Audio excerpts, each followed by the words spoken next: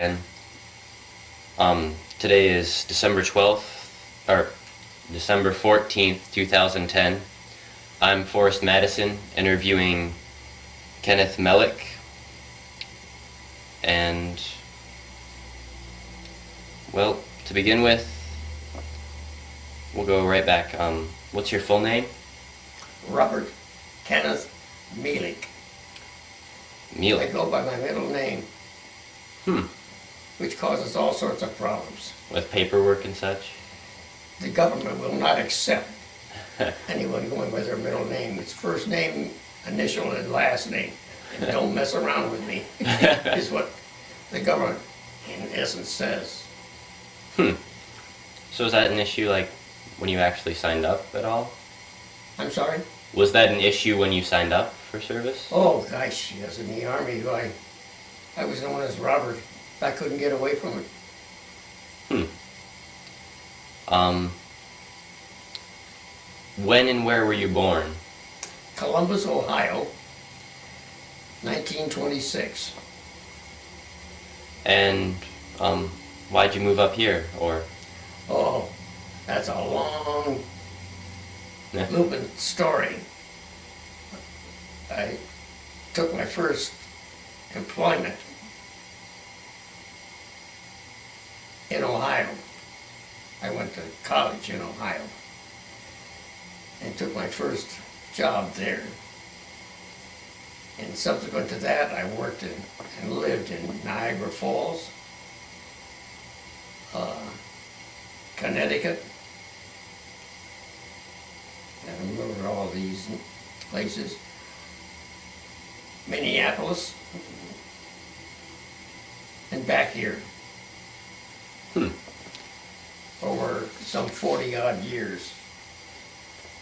So, what was, well, we'll start with that, your first occupation. What was my first occupation? Yes. I'm a graduate engineer.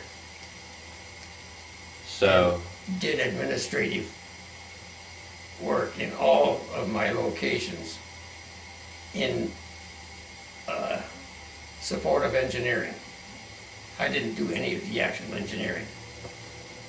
so, what was your pre-war education like that got you into that position? Just high school, or? High school, yes, in Ohio, and then college in Ohio after I got out of the service. Okay. Do you remember where you were when Pearl Harbor happened? Oh, I sure do. I was in a meeting in the afternoon at my church in Cleveland, Ohio, when we heard the news of Pearl Harbor. And how'd you react to that? Sort of stunned, but by the same token, anybody that had lived through that period in time knew that it was going to happen sooner or later, because already Germany had overrun almost all of Europe and was battering England to beat blazes. And the Japanese pulled their stunt. And so on December the 8th, the next day, Roosevelt, the president, declared war on Japan and Italy and Germany. That was the Day of Infamy speech, right? Day of Infamy was the former day, December 7th. So that was the day of? Infamy. Okay. So when did you enter the service? Directly after high school.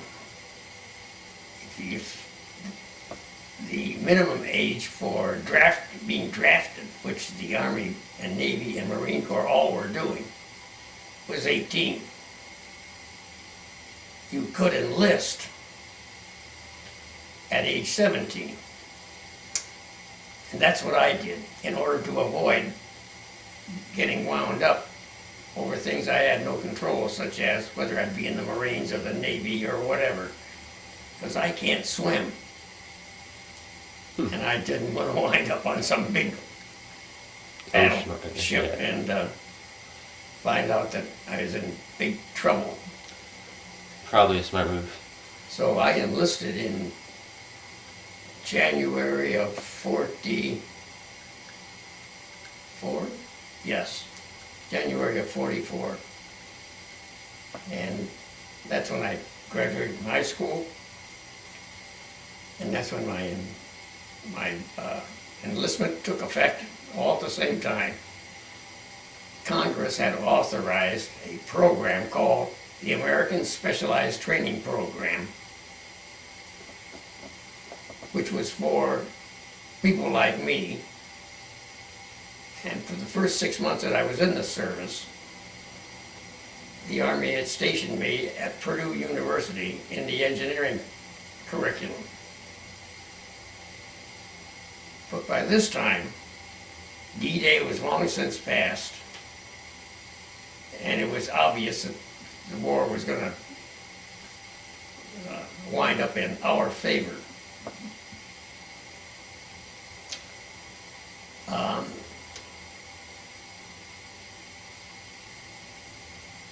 And so Congress, which had authorized this ASTP program years earlier, cut the funding for it. Okay, so that meant that those of us that were at the university, Purdue University, were going to get undercut. They were going to take us where they pleased, which is what I wanted to avoid. So I dropped out of the ASTP program. And they did then pick me up immediately and assign me to the Army.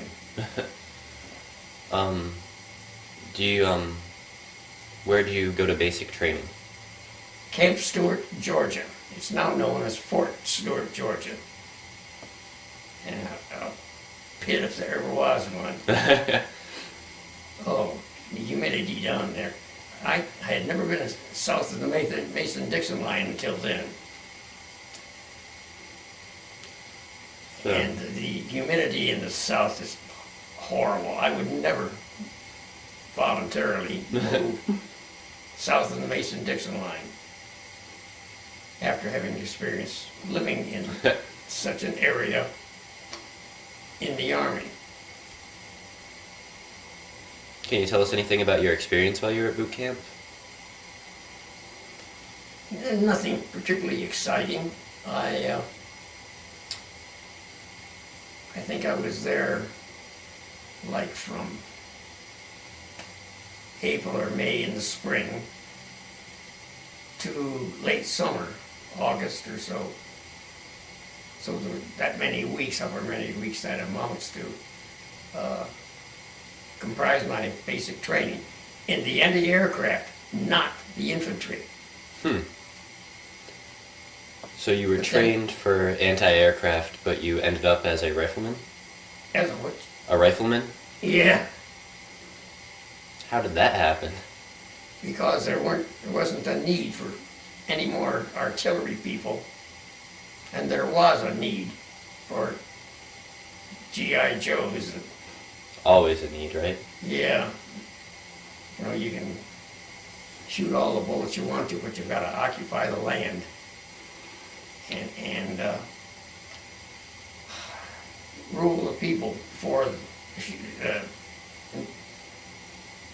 the shooting is not over until that happens. That's all there is to it.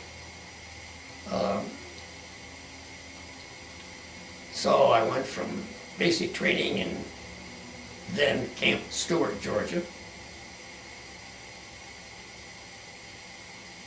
I was reassigned to another artillery outfit in Riverside, California.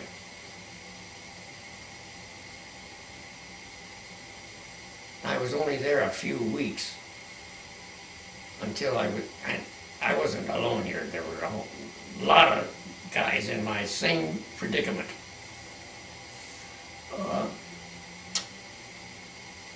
The Army then closed down Camp Hahn in California. It's H-A-A-N, Camp Hahn, and sent us to Fort Gruber, Oklahoma, for 6 weeks of reviewing basic training. That's all we're really going to. And in the infantry. That's a very important point. So they didn't just toss you from the artillery into a rifleman. They gave you repeat training for That's right. that. That's correct. And from there, we were shipped out at the end of that year, 44, to Fort Ord, California, which is really San Francisco. And we were there over the Thanksgiving weekend or holiday for about 10 days.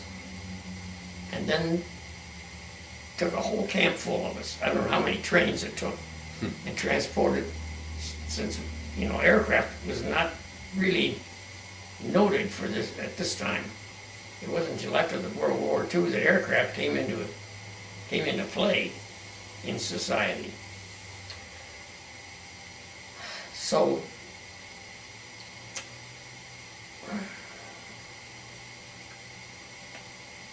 it took a week by train to get from one coast to the other in 1944. So we went, the Army had sent us from Fort Gruber, Oklahoma to Fort Ord, California for shipment to the Pacific. And I dreaded that. I just absolutely dreaded it.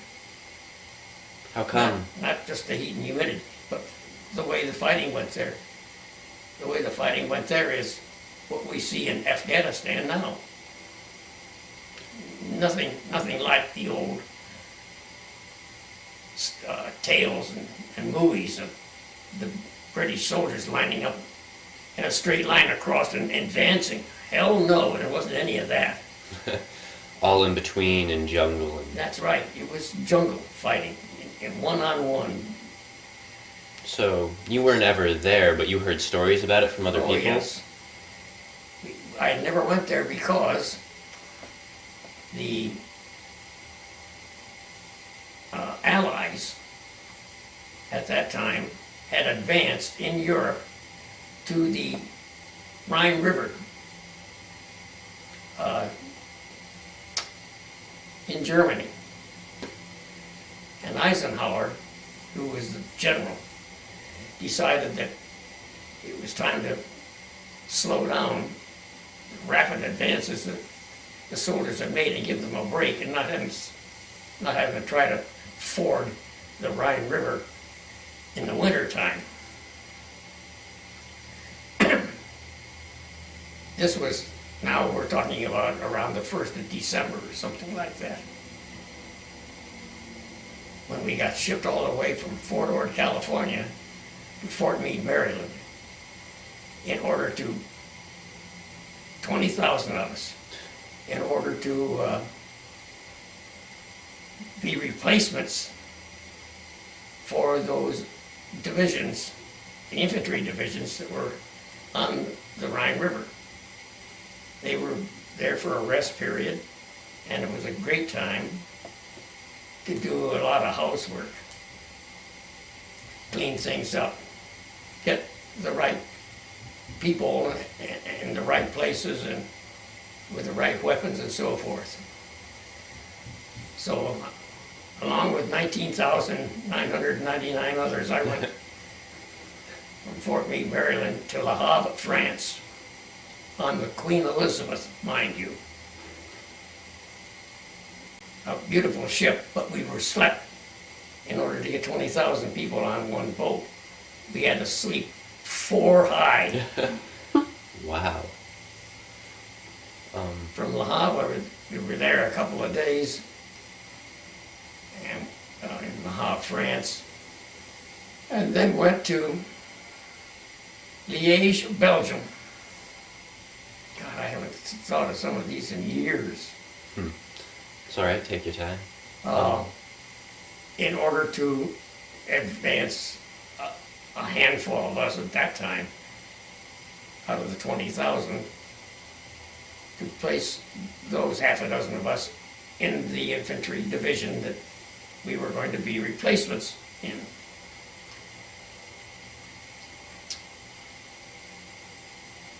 So So that was Belgium. And we joined, no, I'm getting ahead of myself.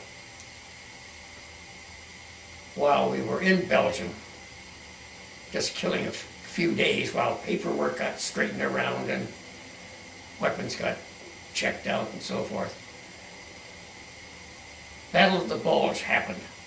I don't know whether you've ever heard of that or not. Yes, in class we've done some reading about it. Okay. And what Eisenhower had done was to take the crack divisions that were on the Rhine River, the 1st Division, the 2nd Division, the 5th Division, and pull them back into a rest area in France. And in those units' stead,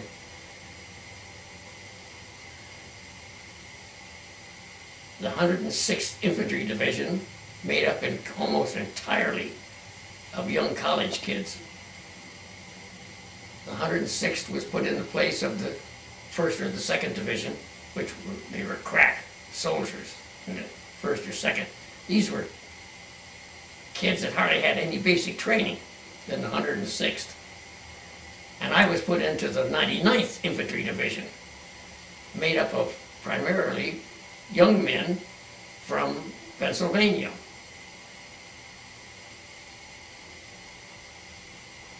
The thrust of the Bulge was such that the 106th Division just folded under the impact. Of the German advance. Yeah, just folded.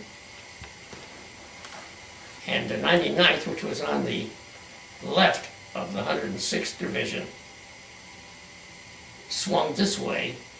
The 106th just went back this way. I mean, they didn't, there's no turning for them. That was my baptism.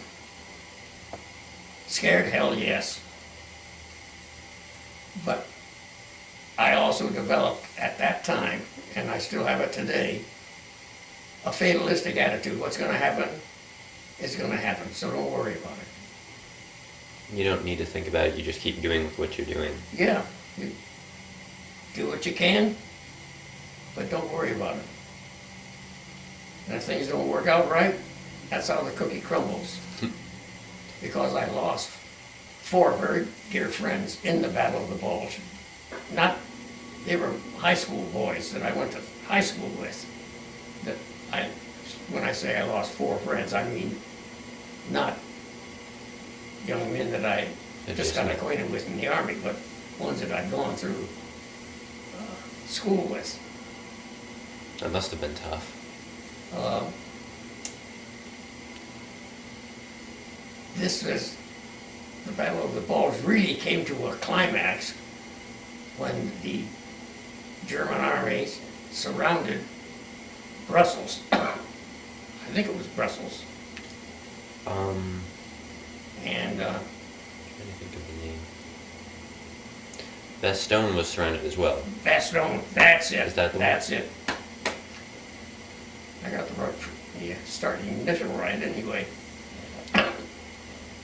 And the General McCall, in charge of that operation in Bastogne, when he was asked to surrender, gave him a 1-word response. Yep. Nuts. I remember reading about that. I thought that was pretty funny. Ultimately, over a period of a couple of months or so, Eisenhower got the lines all straightened out, and the troops, the American troops, were back where they were started from when the whole Bulge erupted. So, make sure I've got this straight. What happened was the lines were there, and the 160th and the replacements came up, and then the Germans came in and the Bulge formed where they broke through the lines. That's right. And then eventually they were pushed back to where they were. That's correct.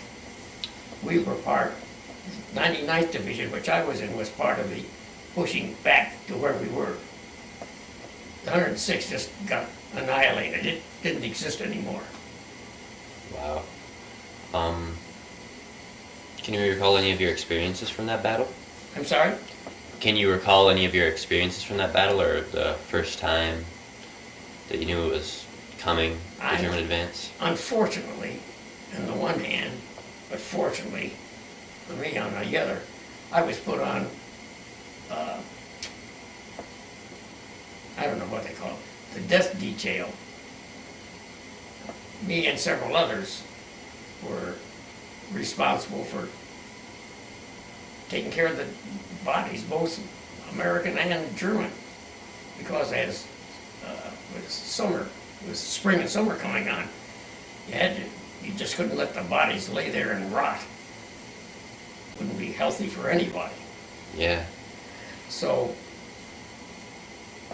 there wasn't a great deal of activity in closing the bulge. Not much activity, at least as far as I was concerned. So the 99th Division was settled in a stationary situation on the Rhine River. Germany was on one side, and France and Belgium were on the other side of the Rhine River. And we were looking forward to not much action. When we got a call that the Germans had failed to take out all of the bridges over the Rhine River, which they were in a posture that they were taking out all of the bridges so that we, the invaders, would have to go in boats across the Rhine. They failed to take out one railroad bridge. Why? I don't have any idea. I'm sure someone got blamed for that in Germany. The bridge was all wired up to be blown up. But it hadn't been done. So the Remagen Bridge is the name, the German name. Do you have any idea how to spell that? I'm sorry. Or do you have any idea how to spell that, just Remagen, so I know? R-E-M-A-G-E-N, Remagen. Just to make sure when I'm typing it up I don't misspell anything. Well, that was a day's truck ride south along the Rhine River, where we, the 99th Division, was camped out and preparing. We were preparing and being camped out to relax and not have all of the drills. So we took the trucks down to the Remagen Bridge because the bridge was left standing. A much smaller force than a division, battalion beats me,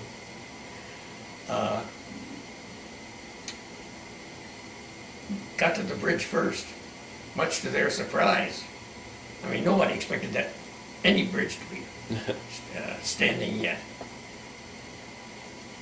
And so the call went out for 2 or 3 divisions, including the 99th, to get down there.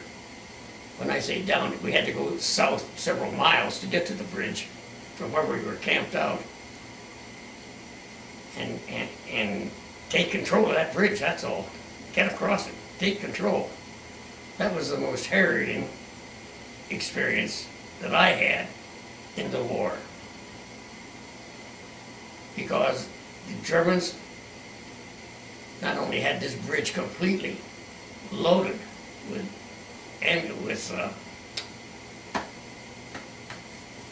explosives? Explosives, yes. Terrible. But they also had the high ground on the other side of the Rhine River with their mortars and 88s. And they just had, it was like shooting ducks in the pond for them. On our side of the Rhine River, we had to go down a path from where we were camped to the bridge and then across the bridge, which was being peppered by the Germans. And they also were firing into the lanes and the camps, the lanes that we were using to get from our camp to the bridge.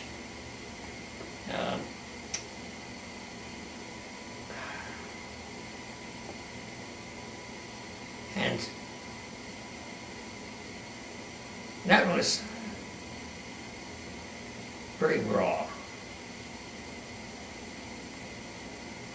Several of us made it. A lot of them didn't. Now you tell me why, when the man immediately ahead of me in our single file walking to the bridge, the man immediately ahead of me was killed when a bomb dropped into our ranks without a scratch on him. Concussion? Just the concussion itself. The man behind me is a sight that well, they couldn't duplicate it in the movies. He was cut in two at the waist. Wow. That was the man in front of me and the man behind me. And the second man behind me had his legs just riddled and was crawling. All I know is that I was so damn scared. I just got up and ran across that bridge like a shot out of.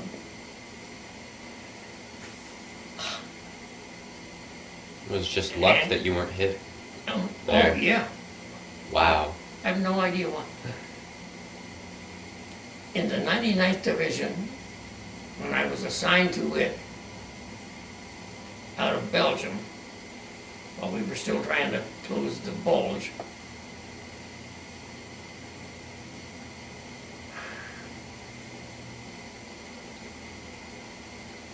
what am I trying to remember here now? Oh, there were 12 men in a typical infantry squad. When I joined at the Bulge, the division, I was one of the 12. I was the only one when the war ended who was still there. The others were either killed or wounded and removed from action. I can't explain how or why. Just the way the cookie crumbles. That's about right. When the United States and Britain poured all sorts of men and material across that bridge, and while they were doing that, we were building pontoon bridges in the meantime. So that pretty soon, with several divisions now at the Remagen Bridge, and these pontoon bridges being built, the Germans by this time were hurting badly in manpower and in armaments. And this was the first time any of us, when we were at Remagen, had ever seen jet aircraft. Your generation, I'm not sure I envy you or not. Things are happening so rapidly anymore. When I was in the Army, that's when aircraft began to become a dominating transportation force in the world. And that isn't that long ago. No, not by any means.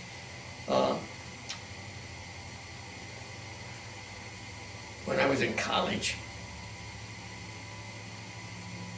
nuclear physics was just coming onto the scene, and the big mammoth computers that the IBMs and the AT&Ts and other big companies, they make this house look small, those computers would. As I say, that's all relatively recent. And now we're into an age whereby you don't know where we're going. It's just going so fast. That's right, things are moving so rapidly. 20 years later, after I was out of the service, out of college, and working for a living, I had a scout troop, Boy Scout troop, in Connecticut. And my oldest boy was a member of that troop. Oldest boy, yeah, he's going to be 61 next month.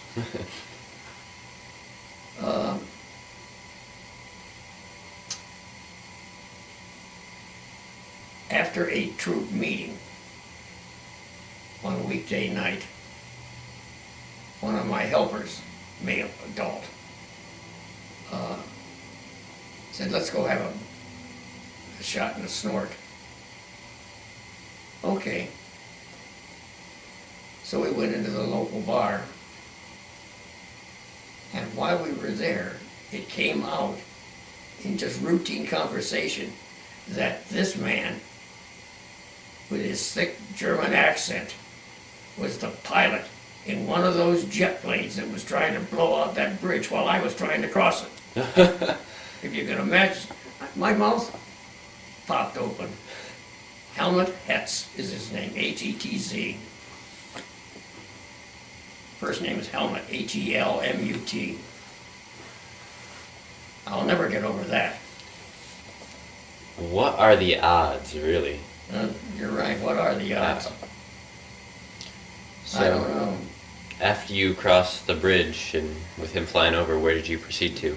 Yes, after we crossed the bridge, and there were several divisions that managed to do so, the Remagen Bridge never got blown up. I don't know why it didn't, but it was still useful for getting troops across. It couldn't take any load for fear that It might break. not only might break, it might set off All a the series of explosives? explosions. Yes. So the 99th Division, along with others, was told to surround the Ruhr Pocket, R-U-H-R, which was a border area with France, but it was a highly mechanized area for both countries. And it was a bone of contention with both countries, because each one of them wanted it exclusively for themselves. So after we completed that, surrounding the Ruhr Pocket and trapping the men that were there,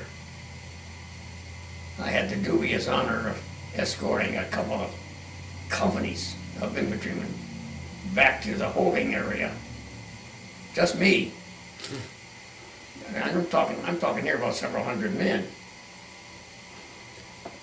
And they didn't put anyone else on the detail with you? No. They didn't. They'd taken all the weapons from the soldiers. But even so, that Still a lot of people. yeah, caused me to raise my eyebrows. I know that. And then we were all members. The 99th Division was a member of the so-called First Army,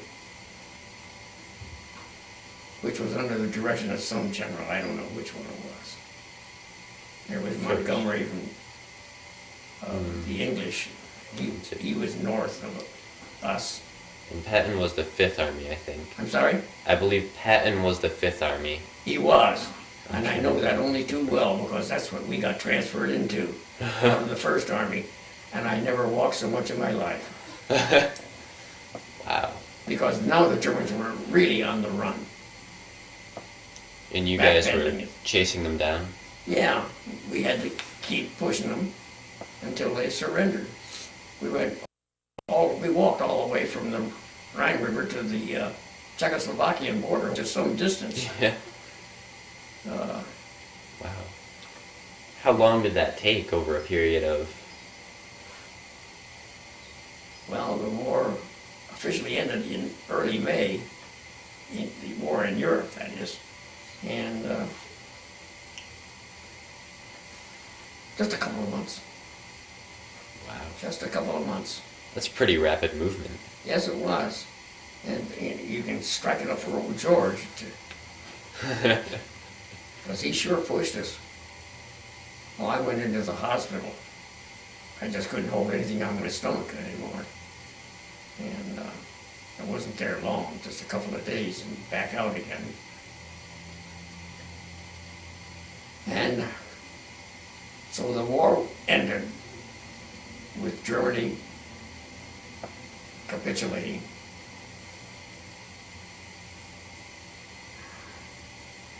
And you know, I'm hazy now as to how things were handled, because I wound up not in the 99th Division any longer after the war ended, but in some sort of a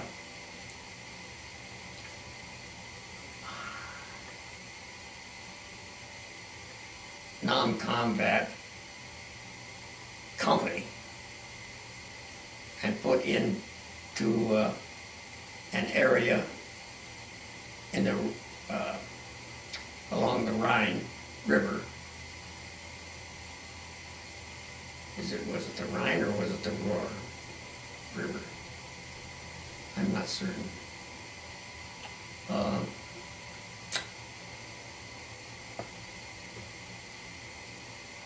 Lohr on Main, the main river, M-A-I-N, pronounced Main. And Lohr, L-O-H-R, was the community on the Main River. So we were put into, what do you call the,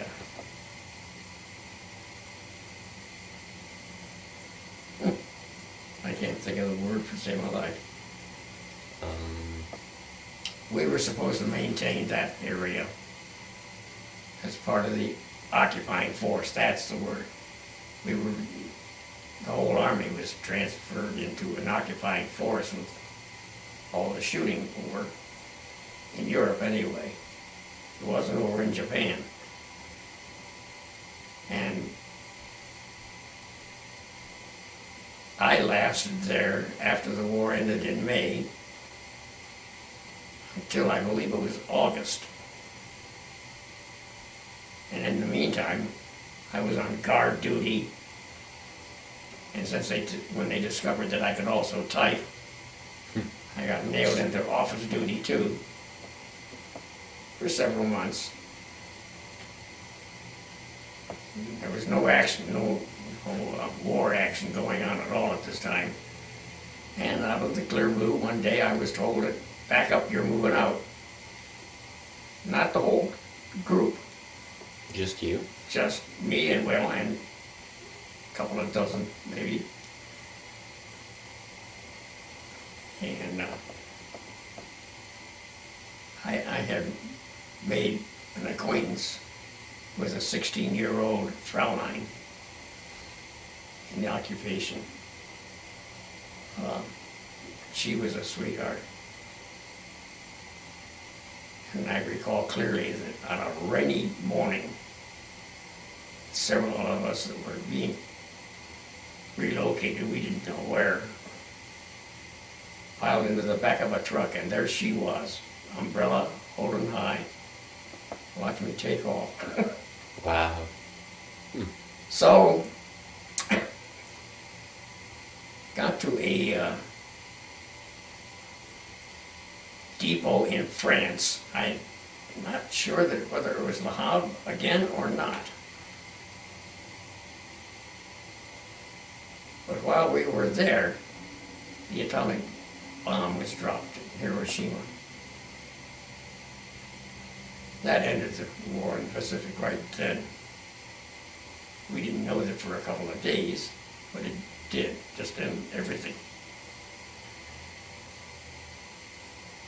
Do you recall your feelings about that? I'm sorry? Do you recall your feelings about the atomic bomb? The war was over. That's all I was concerned about.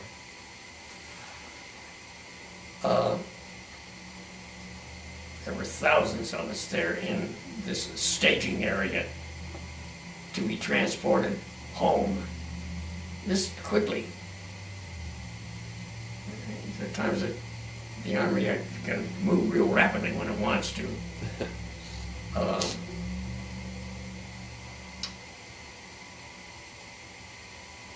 When I was in high school, also college, but in high school I had a friend, and we were on the wrestling team together. Ran into him out of thousands of men at this staging area in Le Havre, France. Wow. His name was Fuzzy. And I just said, that wasn't his Christian name. But I looked up and I saw him, and I couldn't believe it. I said, Fuzzy? And he couldn't believe it either. He looked startled, you know. Wow. So I made it back. He Yeah. didn't for another 9 months. Now how that was decided, I have no way of knowing. And I talked with his mother and dad. Said, he's coming soon. I mean, you know, I'm here. He's in that crowd there that's waiting to be transported to the good old USA, so he'll be back soon. That wasn't true. Did they assign him to something else, or? They must have. I lost all contact with the fellow. Are you in contact with him today at all, or? No. No, it's odd, and I'm sure you'll go through the same experience as Mother has. You lose contact with people. You meet new people in a new environment, and you can't manage to control all of it. My high school gang, which it was, we split between church and the school activities. I've only seen a few of them since the war ended. College, the same thing. I've only, anymore I hate to pick up the alumni magazine because they have the last page in the alumni magazine, they list all those who have died in the previous months, graduates of the college. And I look at that and, oh boy, there's a lot of them that don't even come close to my age. So, when I arrived in the States, I was given a 10-day or 2-week furlough, and then was told to report to some Camp Shelby, Mississippi. And this was a staging area. We didn't do much down there, that's for sure. And this was August or September of 46. Yeah, a little over 2 years after I had enlisted.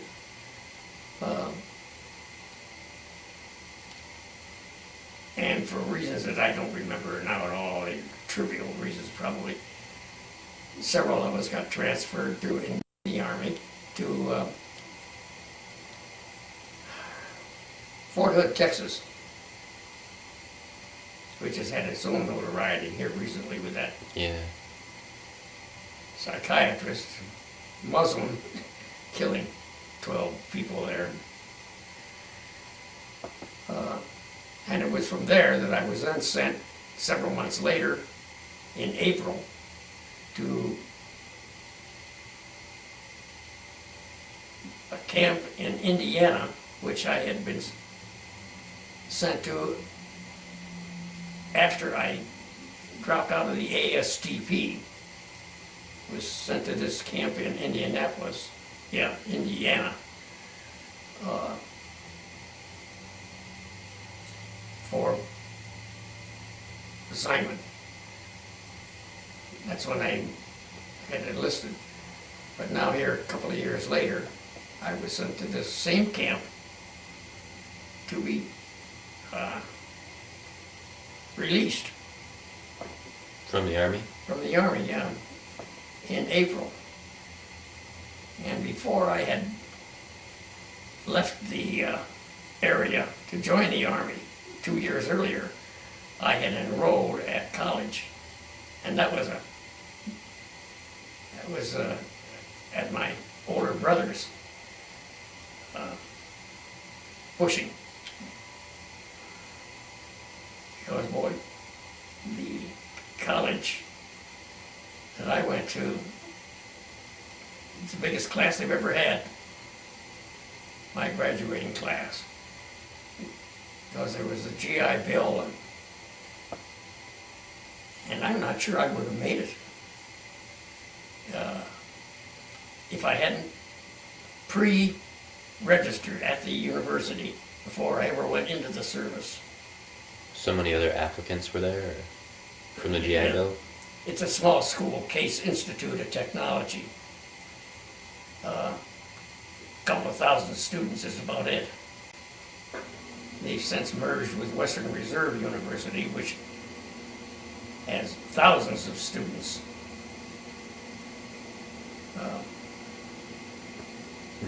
But the ranks filled up quickly. Everybody then went their own way. The war had a way of, I think,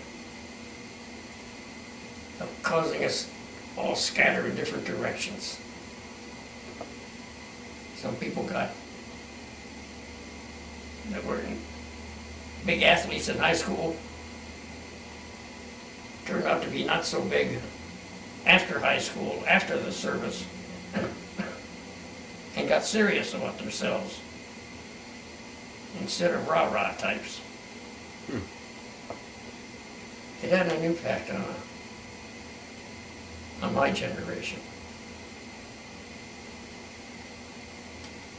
There was something that I thought might be interesting to know is, while you were overseas and in the service, despite the fact that you were in a war in a combat zone, do you have any funny or happy, fond memories of that time?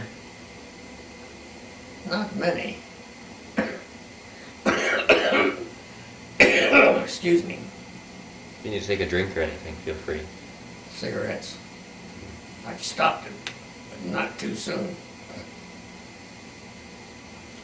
Now, some of the funnier things that happen are also vulgar.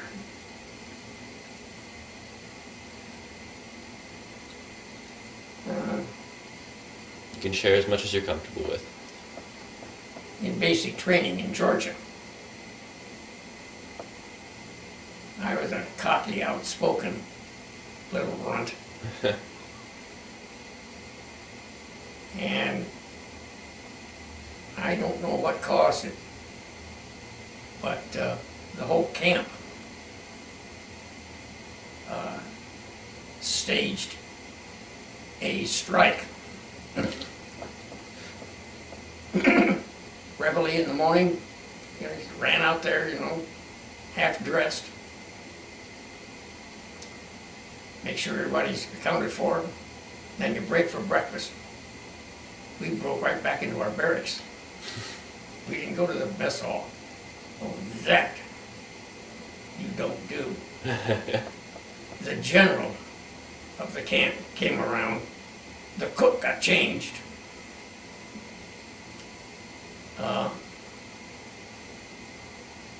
I'm not sure just when the next meal was, whether it was the same day that lunch, dinner, or the next day before things got back to in order as they should have been. But I was a member of the 3 or 4 man committee to meet with the general to explain what our complaints were. And I don't have any idea now what our complaints were. I don't know. Wow. Huh. And I know I have a picture, or I did have, I have no idea where it is now, of me standing in a big barrel and with several sergeants, 3 or so, with long-handled push brooms, applying that to me.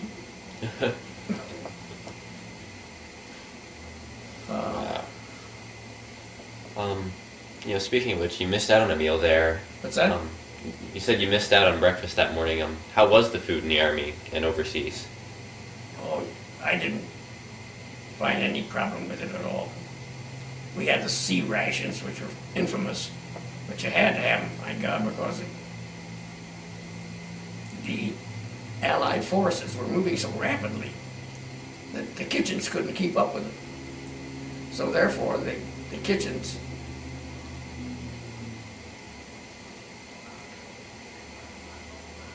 would put a meal together, but it may not be eaten for a day. And they actually had to stop moving forward the force of the men in order to eat. Wow. It was I was lucky, very lucky, in that worst part of the European War was over before I ever got to it, and I never saw the Pacific side of it, for which I was very grateful. So, I was curious also, what did you carry with you on a day-to-day basis? What were your supplies that you would carry? Well, certainly a change of clothing and toiletries.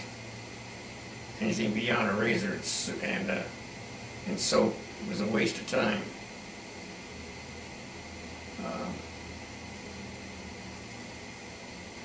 Weapons, it was a load. And for a guy like me, well, I was the butt of a lot of jokes. There was one time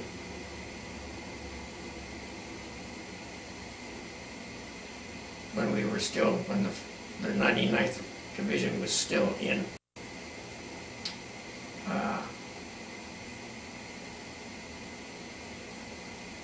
Germany in December or January of the given year, whatever that was.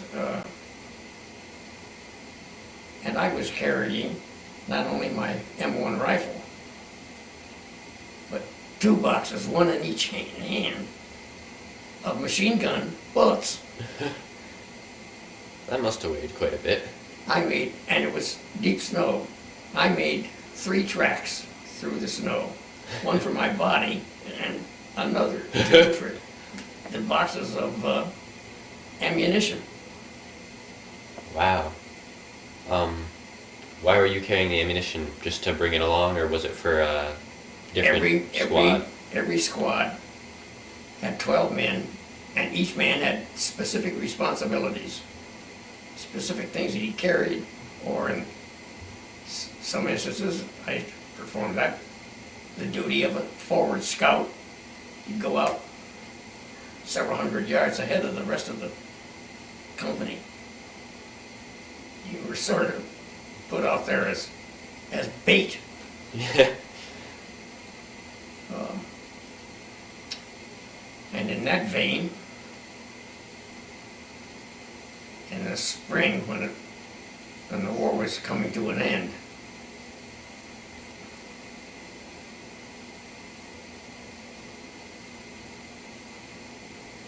my company was trying to take a certain hill. And in order to do that, the Germans were at the top of the hill. We had to go up the hill. So we had to go up it this way. You couldn't go up that way. That would be too easy for the marksmen on the German side. But in going this way, we always got ourselves behind a clump of rock or whatever to save our own necks. And the man in front of me, well, he'd get up to the top. We'd send one man at a time through an opening in this hillside. The Germans could see right down that opening. So you couldn't just walk across there nonchalantly. You had to get a move on. And the man ahead of me got hit. And he was carrying the bazooka for the SWAT. And the bazooka was a big, long, ugly, looks like a stovepipe. I made the terrible mistake of picking it up as I went across because I couldn't get rid of it. It was a pain in the neck to carry it. Wow. I know I eventually did get rid of it, but I don't remember how or why.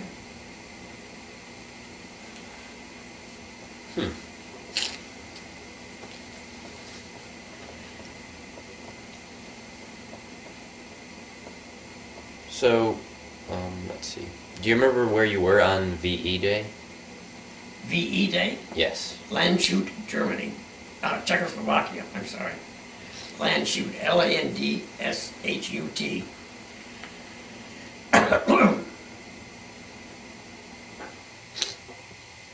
And what were you doing there?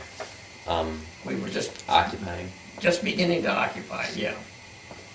They took us and put us in this hamlet called Lohr on Main. Which was on the river. Yeah, on the river. And while you were there, did you pick up any of the language, or what were your experiences there during Well, the I took occupation? German in high school. Oh. That was also a mistake because I got called upon to try to translate what was being said by the Germans. On several occasions I was called upon. But I find that in trying to learn a foreign language, you've got to practice it. You can't let it go for 6 months and then try to resurrect it. You gotta be consistent with it. So, what about, did you make any friends while you were in the service that you're still friends with today? Yes, I did make a number of what I consider good friends, but with each transfer and the all machinations of the Army, it was almost impossible to keep up. Did you manage to write letters home consistently while you were overseas, or keep in I contact? wrote letters to I religiously wrote letters to my parents. They were censored, believe me. They got some that were almost unreadable because I was saying too much. Not that I realized that I was saying too much, but apparently I was. And my mother never saved those letters. I don't know why.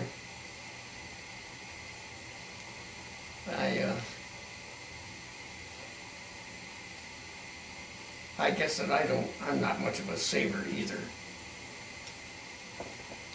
I've got down there on that bottom shelf, World War II. The World at War? The World at War, yeah. And that's pretty good. I think I might have heard of that somewhere before.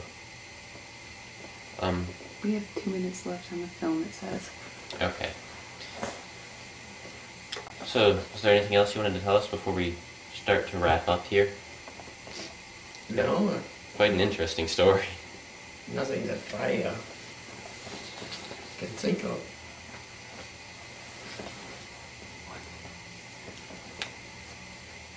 Well, then, I'd say you can stop recording for now. Okay.